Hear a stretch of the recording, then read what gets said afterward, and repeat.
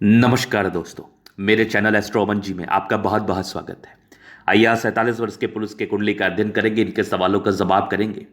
तो सर्वप्रथम इनके सवालों को सुनेंगे, फिर एक एक करके इनके सवालों का उत्तर करेंगे। इनके सवाल है, अभी इन्होंने व्यापार शुरू किया है तो आगे और अच्छा चले, बढ़िया चले, इसके लिए क्या स्थितियां बनी हुई हैं। पानी से जुड़ा हुआ व्यापार है, इसमें सफलता के क्या योग हैं और आगे का समय कैसा है, इस महत्वपूर्ण विषय पर इनको जानना है। तो आप बिल्कुल चिंता ना करें, आपके क्वेश्चंस को बहुत पूर्वक सुनेंगे एवं बताएंगे। और जो भी रेमेडी आपको करना है वो क्यों करना है, इस क्यों का भी आपको जवाब मिलेगा और आगे की जिंदगी बेहतर रहेगी कि नहीं। पैसे कमाने की बड़ी अच्छी इच्छा है, क्यों करोड़ों पैसा लगा के इन्होंने व्यापार स्टेबल किया है। तो आज की वीडियो से इस बात का डिस्कशन आपको किया जाएगा। तो कुंडली देखने का पहले बेसिक चीज मैं आपको बता देना चाहता हूं। मैं सब सब वीडियो में इस बात का चर्चा करता हूं। लगन का बड़ा महत्व होता है किसी भी कुंडली में। तो अगर यहां पर एक 11 नजर आ रहा है तो ये कुंभ लगन की कुंडली है। इस कुंडली में शनि वक्री है और बुध वक्री अस्त का है। सूर्य से नजदीक अगर कोई ग्रह बैठ जाए डिग्री वाइज तो वो वक्री माना जाता है।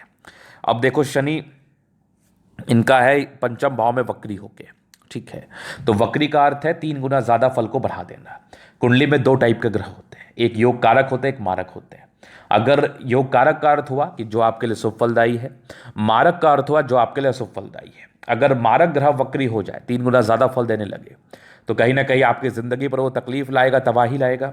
अगर कोई योग कारक ग्रह वक्री हो जाए तो वो कहीं ना कहीं आपके लिए अच्छा माना जाएगा, क्योंकि 3 गुना ज्यादा उसके फल हो जाते हैं। और वक्री अस्त से बलहीनता का कोई संबंध नहीं है। कुंडली में बल को देखने का आगे प्रोसेस मैं डिस्कस करूंगा। आपकी कुंडली में कौन सा ग्रह कितना बल पे बैठा है और किस तरीके से आपको फल देगा, उस विषय पर आगे विचार करेंगे। तो शनि वक्री है, बुध वक्री अस्त का है, तो ये इसका कैंसिल हो जाता है।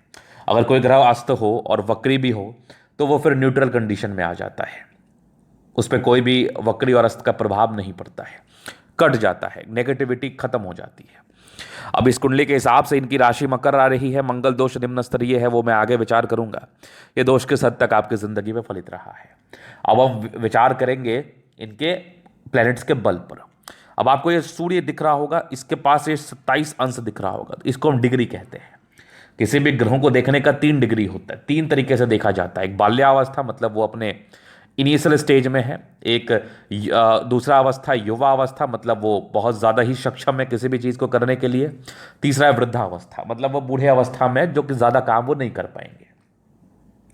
बच्चा और बूढ़ा ये ज़्यादा काम नहीं कर पाता, जवान व्यक्ति कर पाता है। तो युवा अवस्था में कोई भी ग्रह 100% फल देने के काबिल होता है, और बाल्यावस्था में ये लगभग 30% 40% डिपेंड करता है उसके हिसाब से, और वृद्धावस्था में वही 40% 50% डिपेंड करता है।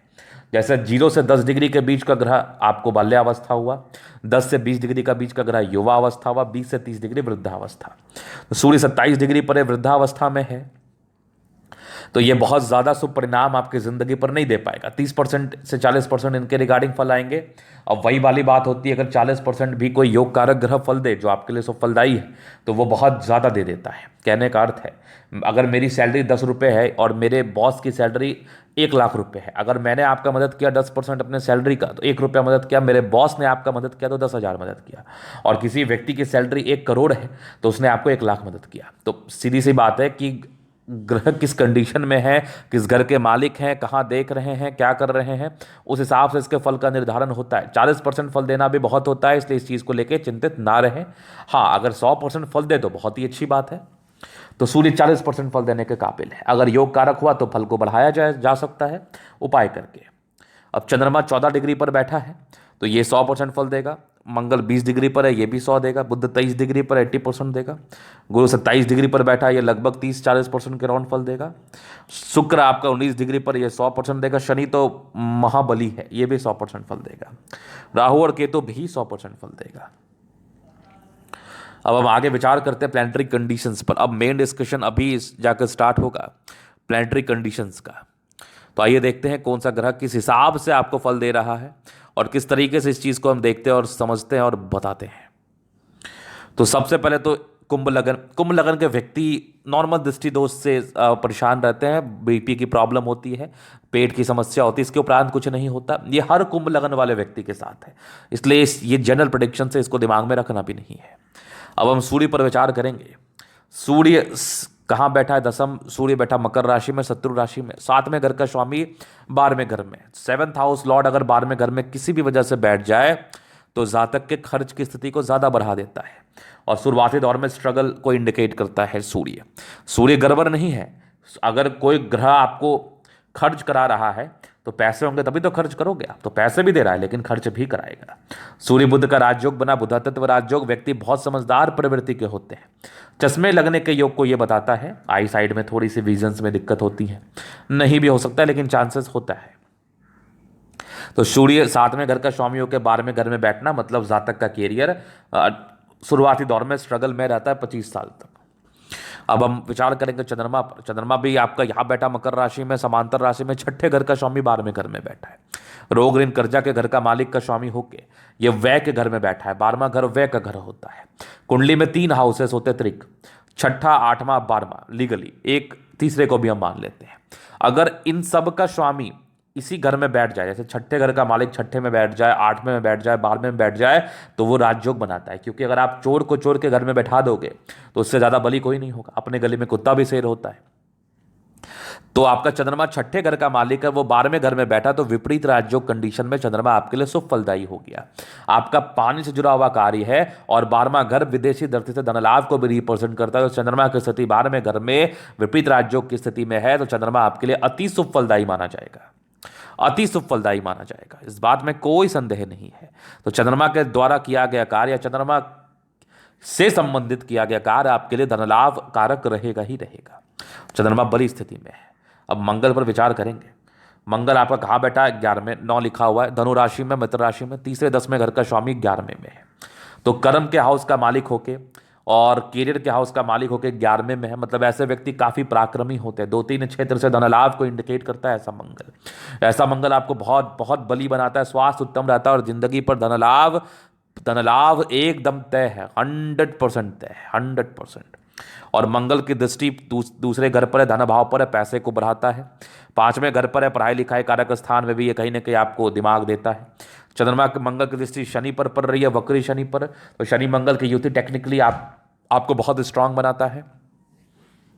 मंगल की दृष्टि 6ठे भाव पर है तो ये इंडिकेट कर रहा है कि ऐसे व्यक्ति अपने पराक्रम बाहुबल के दम पर बहुत कुछ करते हैं। तो मंगल आपका बहुत ही अच्छी स्थिति में है। अब बुध पर हम विचार करेंगे। बुध कहाँ बैठा? ये द्वादश भाव में बैठा। ये दोष कैंसिल हो गया। 5वें 8वें घर का स्वामी 12वें में है। बुध अष्टम भाव का मालिक होकर, मृत्यु कारक स्थान का मालिक होकर अगर 12वें घर में बैठा है तो अष्टमेश का संबंध किसी भी प्रकार से अगर द्वादशेश के साथ हो जाए तो वह विपरीत राजयोग कंडीशन में है। तो बुध आपका बिल्कुल नेगेटिव नहीं रहा। तो बुध के लिए आप एक पन्ना रत्न धारण कर सकते हैं, क्योंकि बुध अगर नेगेटिव होगा तब तो हम रत्न नहीं पहनेंगे। जब आपके लिए बुध शुभ फलदायी है तो हम नेगेटिव इसके रत्न क्यों नहीं पहन सकते? पन्ना आपके लिए अति लाभकारी, अति शुभदायी रहेगा। पन्ना रत्न अच्छी क्वालिटी का सिद्ध किया हुआ आपके लिए बहुत ज्यादा लाभकारी रहेगा। और चूंकि बुध अगर केवल 5म भाव का स्वामी होता तो फिर हम रत्न रिकमेंड नहीं करते, लेकिन बुध अष्टम भाव का भी है तो बुध योग कारक हो गया। 5म भाव के स्वामी होने से जातक का रुझान व्यापार के प्रति होता है। बुध अस्त का है और वक्री है तो ये कैंसिल हो गया। सूर्य के साथ ऋतुगत संबंध में है तो बुधादित्य राजयोग बना दिया। तो कहीं ना कहीं बुध आपकी अच्छी स्थिति में है, अच्छा शुभ फलदायी है, तो इसके लिए रत्न पहनना कोई दिक्कत वाली बात नहीं होगी। पन्ना आप धारण कर सकते हैं। अब हम विचार करेंगे गुरु पर। तो गुरु 11वें घर में बैठा, कुंभ राशि में बैठा, समांतर राशि में, 11वें घर का स्वामी, लाभ कारक स्थान का स्वामी होके, धन भाव का स्वामी होके जबरदस्त लगन में जाकर बैठ गया। अब क्या चाहिए आपको? जिंदगी एकदम झकास रहती है, कमाल, बेहतरीन,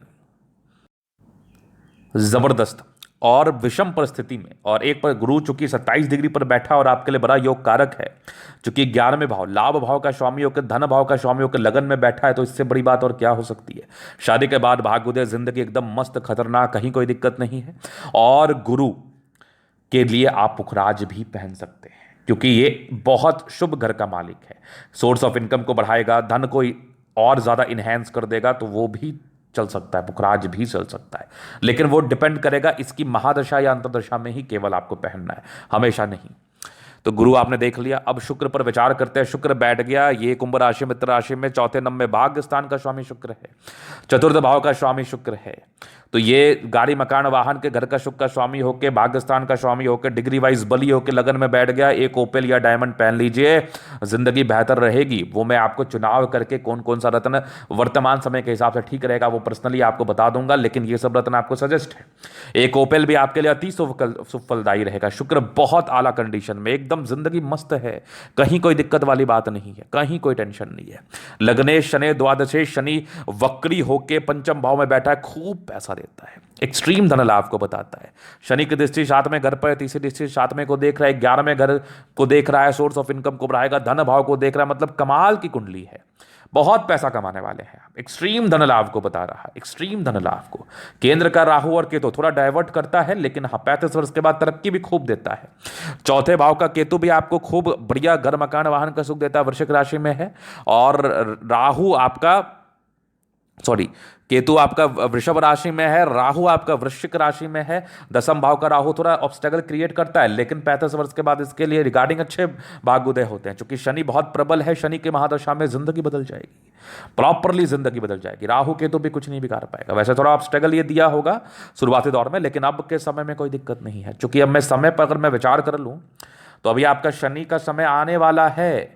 शनि का समय 2022 नवंबर महीने में इन करने वाला है, 2041 तक चलेगा। मतलब कहीं कोई प्रॉब्लम नहीं है, कहीं कोई प्रॉब्लम नहीं है। गुरु तो आपका जबरदस्त चला ही होगा। गुरु आपका चला है लगभग 2006 के बाद सेटलमेंट हो गई होगी। 22 के बाद शनि आएगा, गजब जबरदस्त नीलम, जबरदस्त क्वालिटी का एक नीलम पहन लो आप, जबरदस्त क्वालिटी का ओपेल पहन लो। पन्ना देखता हूं मैं कि कैसे आपको सूट करता है कि नहीं। जिंदगी गजब की रहने वाली है और शनि में करोड़पति बनना तय है। स्टाम्प पेपर पर साइन करा लीजिए, बेहतरीन समय है। लेकिन हाँ, रत्न का चुनाव करना बहुत जरूरी है ताकि आपकी जिंदगी और बेहतर रहे। मैं आपको इसके लिए बता दूंगा। तो गजब की कुंडली है, जबरदस्त चीजें मौजूद हैं, जिंदगी एकदम जिंगा लाला रहेगी। तो ये था इनकी कुंडली का पूर्णतः विश्लेषण। अगर आपको हमारा ये वीडियो पसंद है, लाइक कर दे, कमेंट कर, सब्सक्राइब कर। व्यक्तिगत रूप से मैं से हस्तरेखा या कुंडली दिखाना चाहते हैं, हमारा व्हाट्सअप नंबर डिस्क्रिप्शन में मिल जाएगा, लेके आप संपर्क कर सकते हैं। धन्यवाद।